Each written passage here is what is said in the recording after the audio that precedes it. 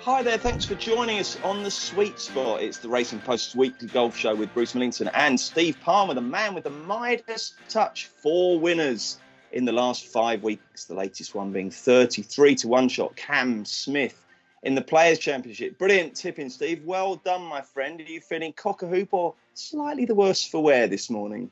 Oh, a bit of both. Yeah, cock a hoop. But I think everyone needed a few tinctures to get through that one. I mean, it was a very stressful finish, wasn't it? It certainly was. People go on about a 5-day Cheltenham festival. There's a big debate raging about that. But the 5-day Players Championship certainly takes that out of you, doesn't it? It does, because you can't count your chickens until they hatch on that course, can you? I mean, and foolishly, I started counting some chickens after the birdie at 17.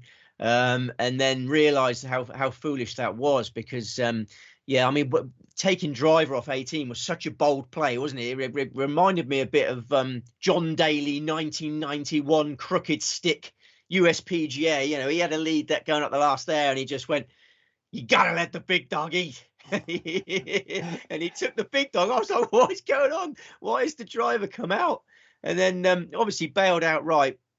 And then he got too good a connection with the second shot. He didn't expect it to come out that well out of the pine straw there and in the water. And then I mean, the fourth shot's the shot of the tournament for me. How on earth he managed to retain his composure in that scenario? He must have known Lahiri birdie behind him there, so he's got to get up and down to win. I mean, at that point, I'm thinking, Smith, did you retain your composure at that point? I don't suppose you did you? It was absolutely bonkers, because he holds the birdie putt on 17, having pushed the shot massively, had no intention of going anywhere near that pin, gets away with that, makes the birdie, and then the celebration starts. Like, I'm getting all sorts of WhatsApps, and it's the premature celebrations, and then just complete silence after the second shot at 18, and just so relieved in the end. But I prefer winning with a bit of excitement than winning. Do you? I do. Give me a procession any day, mate. I realised that last night, because in 2018, you remember we backed Webb Simpson for this very tournament. 2018, Webb Simpson, runaway winner at a massive prize. That was good fun. I'm not going to deny it, but I think last night I enjoyed it more. I bouncing around the room, and such a top bloke to cheer for, isn't it? Regardless of finances, you got to love Cam Smith, haven't you? I don't really know much about him, except he's got a hair. He's got a haircut I wouldn't particularly go for myself. But apart from that, I don't really know much about him. Is he a good fella? Just so level-headed and down to earth, and one of these guys that the money's not going to change him. He won $3.6 million last night. They asked him what he's going to spend it on. He has no idea. A bit of fishing tackle is probably all he needs. You've got to love Cam Smith. He's got a similar moustache colour to me. I didn't have time to get it, but maybe for next week I'll just have a moustache. Yeah, you can maybe cultivate a mullet as well, couldn't you, in tribute to him? They're quite hard to get, isn't they? Yeah. I might try and cultivate a mullet. But you don't buy them, you grow them. Yeah, but they're quite hard to grow. My hair grows up rather than down. Yeah, mine does as well. I'm Marge Simpson. That's no good to me. I could never cultivate a mullet. But anyway, that was great, because you had 4 tips, Steve. Obviously, you did have 5, but Matsuyama pulled out. And I will just reiterate that if you did back Matsuyama, obviously you get your money back. The rule is quite simple in golf. If you play withdrawals before he's played his first shot on the Thursday, you get your money back. If he tees off on the Thursday or in the first round, whenever that is, and then pulls out, you lose your money. But thankfully, you got your money back on him. And the other 3 were all in contention as well. It was a fascinating week, wasn't it? It was, yeah. We got lucky with the draw. I mean, we were worried about the draw. We were worried about that beforehand. The weather was so bad, it worked in your favour, didn't it? And all your tips who were in the same half of the draw played in the more benign conditions on Sunday, didn't they? Yeah. Well, avoiding those Saturday wins. I mean, those Saturday wins destroyed many a scorecard, and our boys had to play hardly anything in that. So, we thank the Lord for that, and we thank Cam Smith. And we're on a roll going into Cheltenham week. I'm not going to. I won't be investing in Cheltenham. I'm sure you will. You won't back a single horsey, no? I doubt it. Okay. I mean, I'm so pleased for the YouTube guys put the comments in there, because a lot of them feel like they've paid for their Cheltenham week already now. Yeah, that was nice, wasn't it? That was nice. Yeah, thank you for all your lovely comments and messages to Steve. Great to hear that some of you have got a nice few quid out of it. That's great news. That's what it's all about, isn't it? Eh? Yeah, they can go into Cheltenham knowing that that they've already paid for the week. Some people are saying that's a nice feeling, isn't it?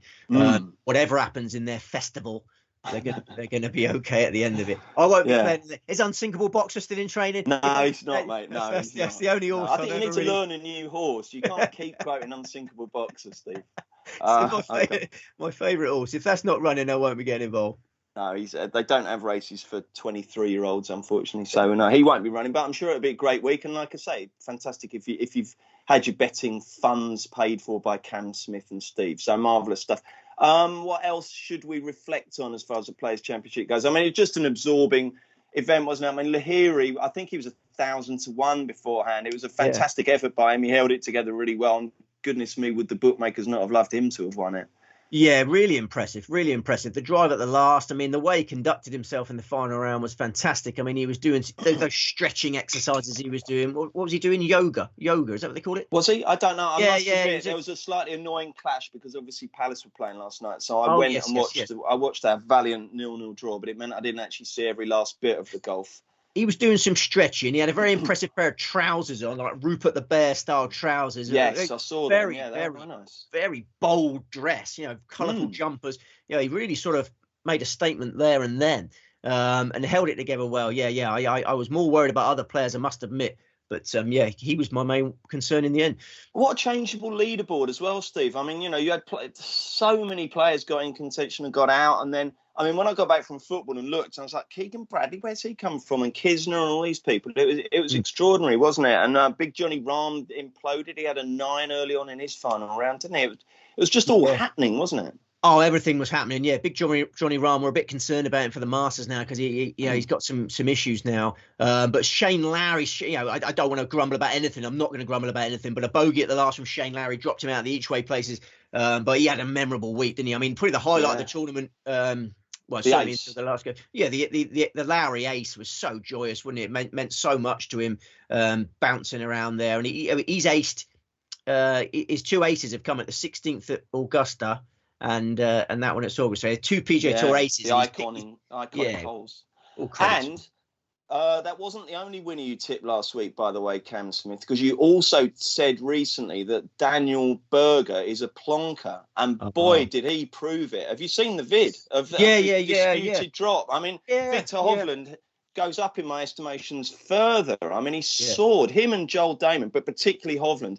Just to explain, if you didn't see it, and you should check it out on social media, you can find clips on Twitter very easily. Basically, it was at the 16th. Berger's hit his second shot. It's curved into the water, and he's taken an audacious drop miles further up than where it should have been. Oh, you joined the Le Clusaz club, have you? Get you, right? You posh mug. And anyway, he tried to take the drop miles further up than he should have done, and Hovland wasn't having it. And he's like, no, it's further back. It's miles further back. And then this simpering official came along and said, well, I mean, to be fair to me, he wasn't simpering. He just said, I didn't see it, so I can't help you. But Hovland stood his ground, and he said afterwards he did it for the good of the game and the good of the field. And he said it's not a nice conversation to have, but you've got to do it for what you think's right. And Berger was like, this is a bad drop. I'll do it for you guys, but it's a bad drop. I've never taken a bad drop in my life. You are a revolting human, Daniel Berger. I hope you don't win another tournament in your entire career, my friend. Absolutely, yeah. And he didn't do it for that. They compromised in the end. They went half and half and half. Yeah. You got 2 players in the group saying you've got to drop here, and he's not having it. They compromised. It couldn't go on forever. Hovland and Damon. It's taking prize money out of other players' pockets, isn't it? That's the whole point there. If he'd escaped with a bogey on the back of that, he's taken money out of some poor guy who might need it. It's just totally wrong. Wrong. Hovland is a fine young man. Hovland's up there as world's greatest human for me. Now Michael Van Gerwen's lost his form a bit. I think he's replaced Van Gerwen as the world's greatest human. He is a fine young man. He knew it was a tough situation, but he had to do it. And Berger's attitude was disgusting. I mean, awful. He is an arront so-and-so. Berger. Yeah, that was appalling. Hopefully, hopefully he won't be tasting victory for a while, and hopefully Victor Hovland will the karma police will do him a good turn and he'll win soon. So, is that a wrap on the Players Championship? He'd be world number 1 soon. We've said it before. I tell you, it's only a matter of time before Hovland becomes world number 1. Maybe in a month or so. Okay. Are we all done with players? We're all done with players. Should we have a little touch upon the MyGolfLife Open, which Pablo Larrazabal won at 33-1? He won a playoff with Adrian Aus and Jordan Smith. 6th win of Larathabel's career. So that just shows that, in certain situations, he's a proven, trusted winner. And that's worth a lot if you're betting in play on golf. The guys who can prove that they can get it done. Same with Ashen Wu last week, Steve. Five wins for him as well. It's important that, I think, because you've actually got, you can get yourself in position, but you've got to actually convert, haven't you? Was there anything else we learned from last week in South Africa? Well, I think you need to work on your pronunciation a little bit there. Obviously, we know you refer to but I mean, he's a great putter as well, isn't he? So yeah, he's a proven winner and a great putter. I mean, it was he handled the finish well. I mean, we jumped on the Adrianus train before the final round at 9-2. So yeah, we did. Yeah, we tipped Adrianus at 9-2, GolfWise Extra, and we did. He bogeyed the first playoff hole, and then Jordan Smith bogeyed the second playoff hole, and then Larathabel won. I mean, that was his second win in South Africa. So he won the Alfred Dunhill in 2019. So he seems to like his trip to South Africa. We could have got him, but we mustn't beat ourselves up. Marcus Armitage finished 11th, was the best of our crop. So yeah, disappointing MyGolfLife Open. Similar event to tackle this week, actually. Okay, well, we will start with the Valspar Championship, which is the latest Florida tournament. They're at Copperhead. And if we take a look at the prices, you'll see there's still lots of good players in contention, despite what must be a fairly strong urge to take a week off. Justin Thomas is fav at 9-1. Morikawa 11. Victor Hovland 11. Go on, Victor. 14-1. Dustin Johnson and Xander Schauffele. I tell you, Xander Schauffele is becoming a bit of a who. 20, Louis Oosthuizen, and 22, we've got the likes of Casey and someone who's right. Oh, Burns. I couldn't read my own scribbling. Lowry and Hatton, and it's 25-1 bar. Steve, first of all, is there half a chance that some of the players quoted and indeed elsewhere in the field might still sack it off, or would you expect them to dust themselves down, pop up the coast and do battle once again? I have been monitoring it all morning, and there's been no early action. I think Wacom Neiman is a potential non-runner, but all the others are still in as things stand. I don't think so. I mean, it's a very short journey, isn't it, Bruce? It's a very short journey. A lot of them live in Florida anyway, so no, I don't think this market's going to be decimated. We've got it all under control. I was up with the Lark this morning. I've had lots of ibuprofen, and I'm oozing confidence, I must be honest. Oh, good. I should think you are after 4 wins in 5 weeks. Right, then tell us a little bit about the course, and then we'll get your selections. We're at Copperhead, Innisbrook Resort, Palm Harbor, Florida. 7,340 yards, par 71, but don't be fooled. 4 par 5s, 5 par 3s. Hosting for the 21st time, tough, tight tree-line venue. The last 3 holes are known as the Snake Pit. Can give you a very nasty bite. They're very, very difficult closing holes. The honours board shows how important it is to keep the ball in play. KJ Choi has won twice at Copperhead. Retiv Goosen, Jim Furyk, Kevin Struhlman, John Zenden. Accurate plotters. Steady Eddies, yeah. Steady Eddies. Eddie Newton's accurate plotters can win at this track. We've got some pre-tournament storms, but don't worry, it's not going to be like Sawgrass. Sunny, calm conditions for the competition days. Lovely, that's good to hear. How many selections have we got, Steve? 3 selections. Oh, just the 3. Right then, lead on without further ado. Who are you putting most faith in this week? Collin Morikawa. Lots of doubts, as you've alluded to, on the state of the players that are arriving from Sawgrass. Long, grueling week competing for mega bucks. With that amount of money on the table, you give 100% to the line there. Justin Thomas, Victor Hovland, Dustin Johnson, Louis Oosthuizen, Paul Casey, Sam Burns, Tyrrell Hatton, all still competing at Sawgrass on Monday, all heading to the Valspar as things stand. I think a lot of players will struggle with that quick turnaround. 5 of the last 7 Valspars, the best 72-hole total, has been 10 under par or worse. This is not a picnic. This is another grind on the Florida swing. We've had PGA National, Bay Hill, Sawgrass, all been extremely tough assignments. And now we're concluding at Copperhead with another one. I think energy levels, the ability to fully concentrate for another 72 holes is very important this week. And I think Morikawa, of the market leaders, stands out as the man for the job. Got his schedule absolutely spot on. He was on the wrong side of the draw last week. his hat was getting blown off on the Saturday. He took his hat off playing. We saw a lot more hair last week, didn't we? It's quite nice to see. I suppose we did, yeah. Yeah, on that Saturday, I really enjoyed it because Brooks Koepka had his silly blonde highlights. You saw some good haircuts, but the point is, Morikawa was on the wrong side of the draw and very unlucky. No disgrace in missing the cut by a couple of shots. Won't have dented his confidence. He beat Patrick Cantlay. He beat Jordan Spieth. He beat Xander Schauffele. He beat Brooks Koepka. Loads of big names were struggling. And you could see in the pre-tournament media conference at Sawgrass how much self-belief Morikawa was carrying at the moment. He explained to the media that he's just turning up at golf tournaments to play golf now. He doesn't need to go to the range. His game's in perfect condition. It was a real eye opener. And he was a bit sluggish at the start of the year. He COVID just after Christmas. Practice routine suffered, but he returned to his peak at Riviera. He was a fast finishing runner up in the Genesis Invitational. He's come into his Valspar debut with his A game. I'm not surprised he's added it to his schedule. The course sets up perfectly. It's a test of precision. Those 5 par 5s we mentioned, Morikawa is 10th in the par 3 scoring average statistics. His out iron play on par 3s is obviously the best in the game. He's a deluxe steady Eddie, isn't he? That's the thing. He's fairways and greens, isn't he? Yeah, absolutely. Yeah, he's the best steady Eddie. And he's already won a PGA Tour event in Florida. Won the WGC at the concession. And motivation, you might get. Sorry, I got one last thing to say. I'm very confident. He's still chasing that world number 1 status. And Jon Rahm, talk about showing signs of frailty at the top of the rankings there.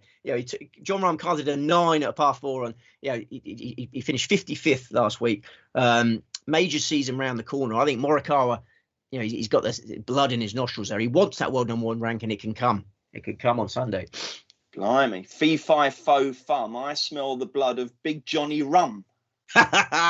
Very good. Yeah. Okay, Colin Morikawa, you make a very compelling case for. Who are your other 2 tips? Next best. Colin Morikawa, best price at 11-1 at the moment, with only 2 firms out. We record this at 10 a.m. Shop around them.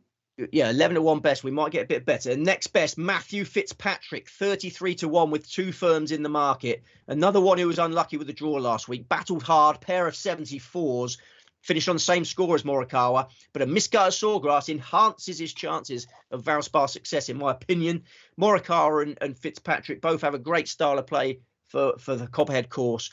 Fitzpatrick missed the cut on his debut there in 2018. That's his only Valspar start. Don't worry about it. He was in poor form around that time. That's just a useful sighter in my eyes. Expect him much better on his return, because prior to Sawgrass, which is easy to forgive, his form figures this year, 6-10-9. All PGA Tour events. He's been threatening a PGA Tour breakthrough for ages now. The Valspar, great opportunity. And I've got lots of icing to put on this cake, right? That's the like the bulk of the cake there. I've got 3 squirts of icing to put on this cake.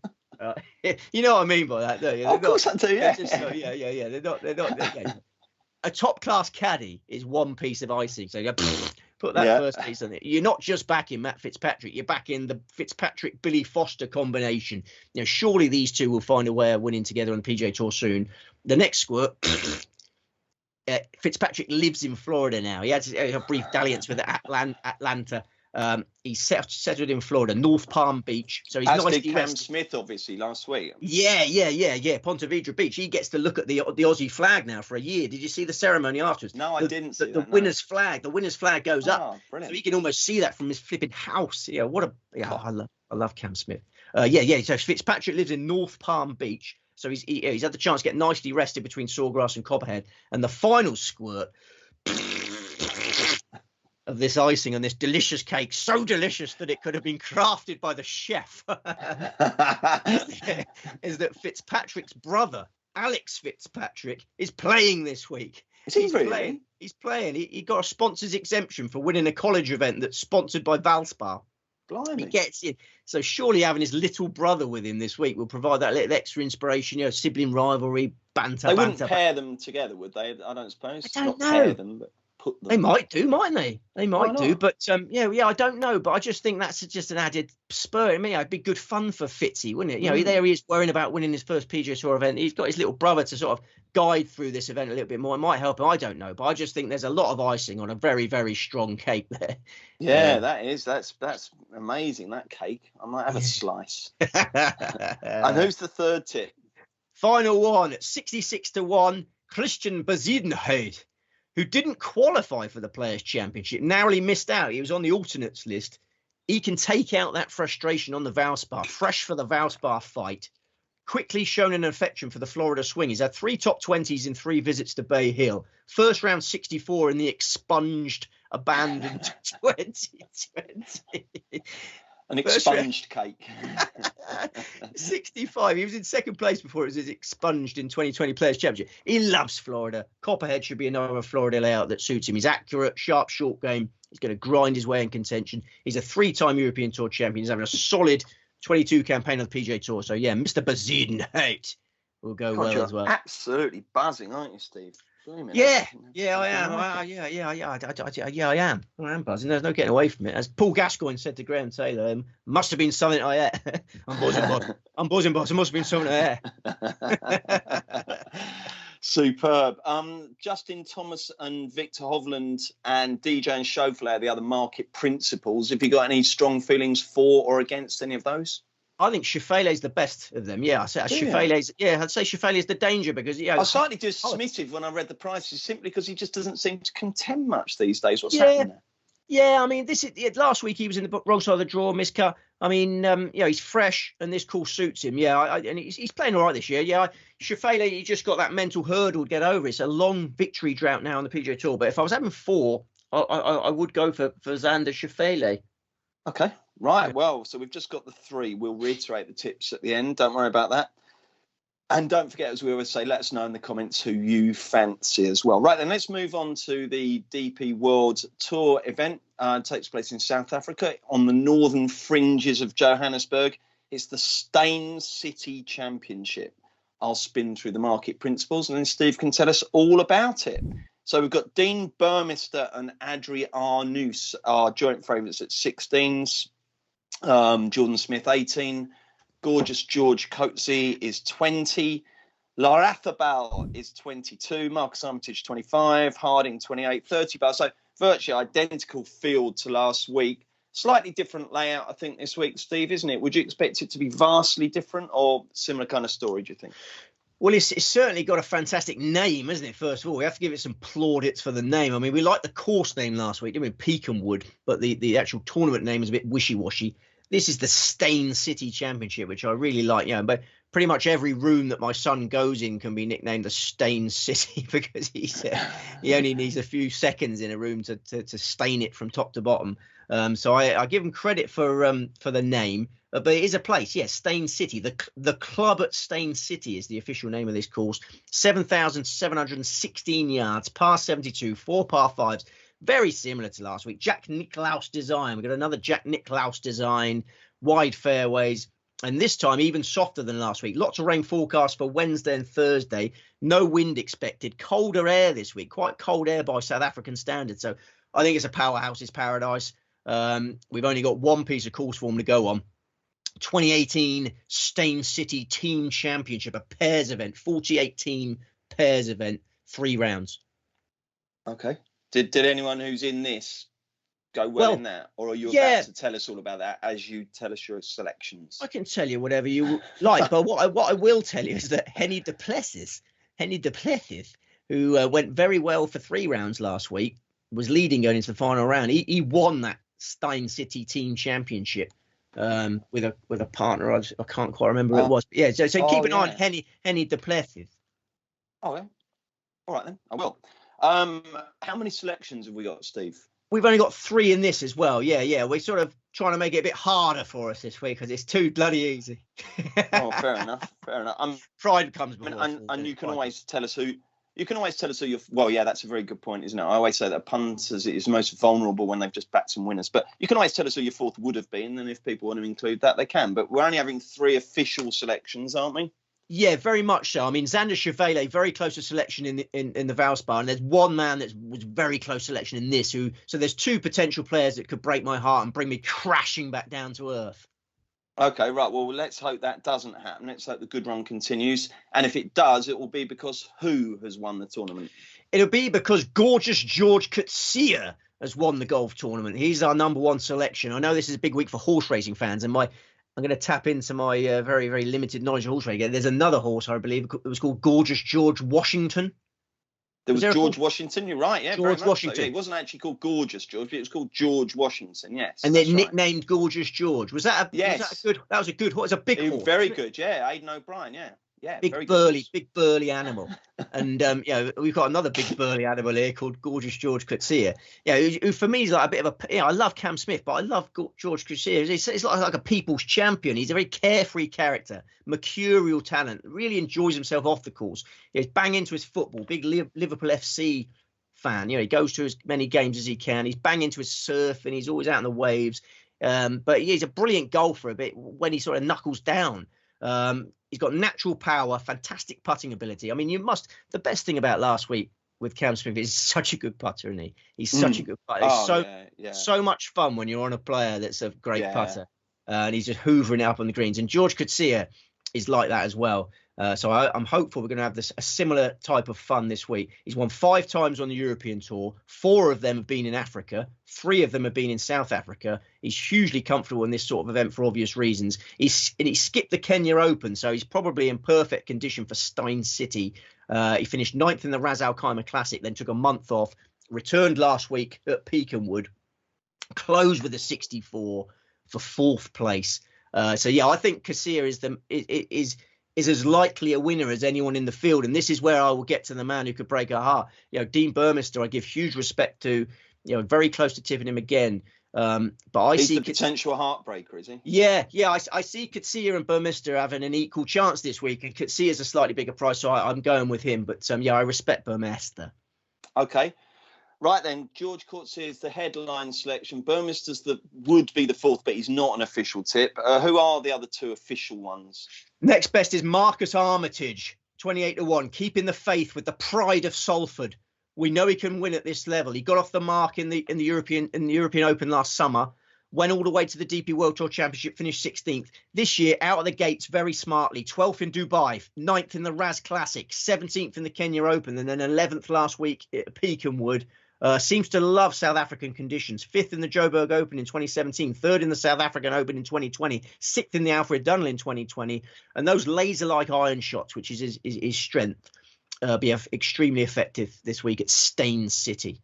Jolly good. And it looks like you were going to reach for a drink there. You can do. I shall just pad for one. You've got 2 different mugs. What does that say on your mug? That says Daddy Daycare Steve Palmer. My daughter gives me that when it's Daddy Daycare Day. Oh, lovely. What day's that? Fridays, Thursdays and Fridays is when I take over for a bit. Yeah, but everyone's ill at the moment, so it's just no one's going to school. Ill again. No one's going to school at the moment. But we don't want to worry about that. Are we expecting another visit from Tommy Tiger like last week or not? No, I think he's under a tight leash this time. Yeah. That won't happen again. That was good. I enjoyed the Nicola. We've got one more selection. Who is it? It's Oliver Becker, who's becoming a bit of a sweet spot regular. Almost won the South African Open for us at the end of last year. A runner-up finish to Danny Van Tonder broke our hearts. That effort came after a brilliant Challenge Tour campaign. He secured his DP World Tour card. It's been a lifelong dream to get to this level, and he's there for good now, I think. He's shown he belongs on the main circuit. Back-to-back 9th place finishes in the 2 Ras Al Khaimah events. Final round 63 for 8th place in the Kenya Open. 4 rounds in the 60s last week for 11th spot in the MyGolfLife. He's in fantastic nick, the form of his life, and he'll know that Steyn City is a fantastic opportunity. He's won 7 times on the Sunshine Tour, peaking at the age of 37. And we talked about that one tournament that's been there. He teamed up with Justin Harding in that tournament and finished 9th. So 9th of 48 teams is not bad at all. A bit of course knowledge. Have we got television coverage this week? Because obviously we didn't get to see Peakenwood, did we? But we should be all right this week, shouldn't we? They're not going to give such big licks to the Valspar as they did the Players, are they, on Sky? No, I bet they regretted that move when there were so many delays. Yeah, it'd have been a nice filler for them, wouldn't it? Yeah. Yeah, I think Rupert Murdoch would have had his head in his hands when that was happening. Oh, yeah, I'm sure. Yeah, absolutely. Do you enjoy Brad Faxon when they bring him in for the big events? It's fun, isn't it? Because if you look at Faxon, he's a skinny little sort of Weasley-looking character, but then when he's in the commentary box, he's got this this big, booming, deep voice, hasn't he? Yeah, I like his image. Yes, yeah, he says some strange things, but yeah, I don't mind him. As I said before, I'm not going to let the commentary team. But yeah, I commentate in my head. I sort of literally commentate in my head sometimes. You could watch that without any commentary, couldn't you? The only thing you need it for really is radar's observations, isn't it? Because if the play back has smashed it into the rough, you want to know, how bad it is. I thought, yeah, radar's obviously found. I thought Coulthard did quite well yesterday. I mean, he really put the willies up me on the 16th tee, because I don't know if you're still watching Palace at that point, but he talked about how Smith had all his family there. They ain't seen him for 2.5 years. And, right. And then I was like, what? I didn't know that. Like, he's about to win the Players Championship. Yeah, and then he spots his mum and his girlfriend. Yeah, he had a brother, his sister. He hadn't seen for 2.5 years, and he's about to win one of the biggest tournaments in the game. And then he goes and hooks his 16th tee shot into the trees, and I'm like, oh my God, is it just hit him? Is he only just spotted them? I mean, fortunately, Coulthard sort of lied a little bit there, because he had seen him like the previous week. He'd seen him. Good. He spent a week with him. So I was thinking, blimey, if they come in on a surprise trip, because we've seen that before, haven't we, with Louis Oosthuizen? Yeah, he was about to win his first PGA Tour event, and his wife had come in, and then he blew it when he spotted her. I was thinking that was a disaster, but Coulthard was in good form. He was a bit puffed out. I think that's the problem I'd have if I was a roving reporter. I'd run to find out what's happening. I wouldn't be able to speak. Yeah, it's a fair shout. And Radar's never out of breath, is he? He's always just he's a very calm character, isn't he? He's very calm. I like him. He's just become an uncle, isn't he? Granddad. He's just become a granddad. Yeah, yeah. Brilliant. That's nice. Oh, one more thing we should touch on from the players. I mean, it had to happen, didn't it? Because he's the most foul-mouthed golfer of them all, isn't he, Tyrrell Hatton? He's always cursing and blaspheming, but when he missed that short putt, and he just turned around and he went, "Oh, for sake," at the top of his voice. Oh, my goodness me. Yeah, he does it a lot, doesn't he? Yeah, I know. He's got temper on him, and he started the year in a bad mood, and he stays in a bad mood, but I mean, he seems to like being in a bad mood, doesn't he? I mean, I think he's probably underneath, he does lose his rag momentarily, but I think he's just letting off steam. I think he's basically probably quite a sort of cheery kind of chap, all told, but he's definitely got a temper on him, hasn't he? Yeah, we've all got something under our skin, haven't we? That might be one for the edit. We'll keep that in. It's just like, I'm like Alan Partridge. I don't like radio silence. If I can't think of something to say, I'll just say something. Sorry, Steve. I should have gone, yeah, you're right. We do. Okay, mate, that's it. Let's reiterate the tips. We've got 3 for the Valspar Championship, and they are? Colin Morikawa, Matthew Fitzpatrick, Christian Bezuidenhout. And we've got 3 for the Steyn City Championship. George Coetzee, Marcus Armitage, Oliver Becker. And let's torment ourselves. If it was going to be 4 each, who would the extra players be? Xander Schauffele and Dean Burmester. Okay, fair enough. Lovely stuff. Well done, Steve. Thank you very much indeed. Good luck with them. Like I say, do let us know who you fancy in the comments. If you nail the winners, we'll give you a shout out next week. When I say we, it'll actually be Jack Reeve and you. You are about next week, aren't you, Steve? Yeah. You're not missing a triple header. We got a triple header next week. Oh, have we? Oh, blimey. Yeah. Okay, well, I knew we had the Dell Technologies match play, which is not an event I particularly care for. We've certainly got the Qatar Masters as well. I'm surprised they put one of the most prestigious DP World Tour events up against that, but there you go. And what else have we got? Yeah, Qatar Masters has been in and out of the schedule for various reasons. It's back in, and they couldn't. They had to pick they didn't get a lot of choice on the slot. Corrales Punta Cana Championship. Oh, nice. Yeah. So each way trebles. Here we go again. And that'll be one of those ones with like Vaughan Taylor as one of the favourites, will it? Or, yeah. It'll be weak. And the match play starts Wednesday. We might as well give people the little, obviously. So, okay. So it'll be you and Lovely. Be prepared, as Cub Scouts always say. Is that what the Cubs? Is that what they do? Be prepared. I think it might be. Is it 3? Yes, it is. Yeah. It's a long time since I was a Cub Scout. What have you got between now and then? Anything exciting in your life? Just keep everyone healthy. I mean, the golf's going really well, and the family health's not going well. So it's sort of. So they've gone from COVID to what? Yeah, I suppose weakened immune system. I don't like talking about COVID. I saw someone digging us out for talking about COVID. What? No. I try and stay about positive. What we want on this show. It's not like we banged on about it for ages, all right? No, it's true. People spend 10 seconds talking about the fact they've had COVID. Go and watch another podcast. Yeah, you're right. It's probably the first time we have ever mentioned it, actually. But yeah, I mean, I think it's like a weakened immune system, and then you get things after that. So they're both, all the ladies in my house are really struggling. The boys are still sort of smashing things up, but the ladies are. I'm not going to grumble. I'm not going to. We're on a bloody roll here. Yeah, we're on a roll, and I've got the scent of 2018 in my nostrils. Yeah, we all 2018 was the greatest ever. I'm up for it now. Have you got anything nice? Have you done anything nice with the winnings? Have you booked a nice little holiday or anything to a Sunshine Isle, perhaps? Portugal's on the radar massively. Good. Portugal's one of my favourite places to relax. So yeah, that will be happening. Not had a holiday this year, which is it's good for momentum, as you like to call it. I feel like we're building momentum. I don't want to take a holiday. I just want to continue winning. Okay, well, let's hope the winners do continue this week. But as we always say on the show, please do bet responsibly. Have a great Cheltenham. Good luck with the golf. Steve and Jack are back next week. Hope you can join them for another sweet spot.